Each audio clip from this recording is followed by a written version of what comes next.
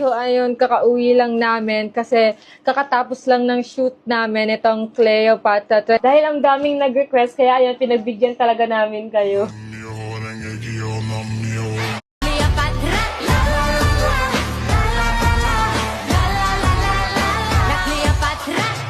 Na. So ngayon, get unready with us. Ayan, tatagalin na namin yung makeup namin. Ay, sobrang nakakapagod gawin yung turn na to. Tingnan nyo naman, mga, anong oras tayo nag-start? 5 p.m. Orin nyo yun, ha?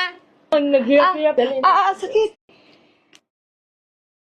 Makeup namin, then maghihilamos lang tayo, of course. So guys, yung gamit namin is Niacinamide Soap ng Prestige International.